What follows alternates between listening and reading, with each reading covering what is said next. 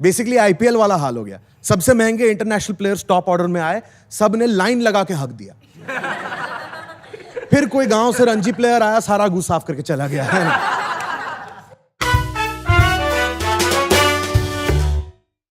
इंसानों के नेचर में होता है कंपेयर करना। हम किसी भी चीज की वैल्यू कंपैरिजन से ही डिटरमिन करते हैं। हमारे लिए सिर्फ अच्छा होना काफी नहीं है, दूसरों से बेहतर होना जरूरी है। But this is a toxic way of thinking and often inaccurate. Let me give you an example.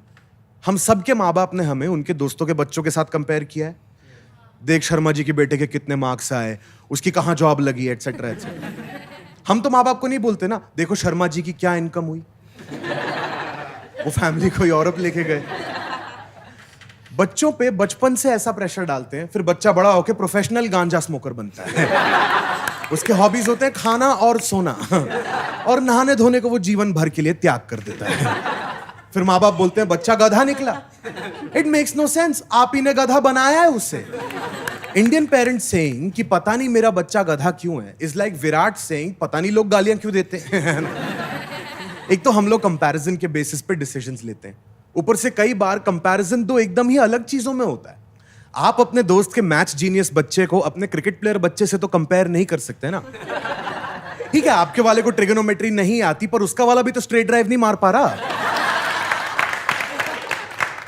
हमारी आदत है यार, हाथी को डॉल्फिन से कंपेयर करो, फिर पूछो हाथी तैर क्यों नहीं रहा, और डॉल्फिन की सूंड कहां गई। कोई कभी हाथी और डॉल्फिन से पूछता ही नहीं उनका क्या ओपिनियन है। अब रिसेंटली मैंने भी यही गलती कर दी।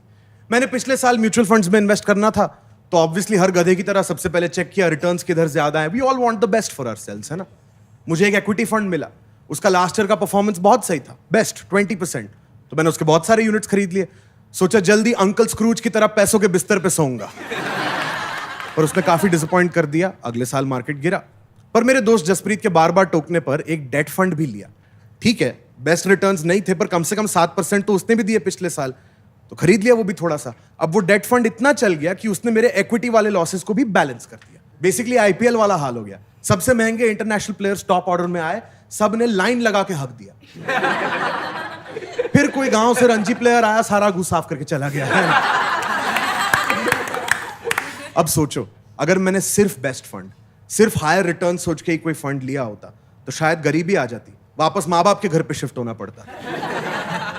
और हाँ, डेट फंड ने इस बार बचा तो लिया, पर उसमें भी गारंटी नहीं है। खैर, यह सोचना चाहिए था एक्सेलरेटर और ब्रेक्स को क्यों कंपेयर कर रहा हूं। एक हाई स्पीड देता है, दूसरा प्रोटेक्शन। एक पांड्या है, दूसरा पुजारा। कंपेयर करना छोड़ो, टीम बनाओ। क्या पता किसकी कब जरूरत पड़ जाए।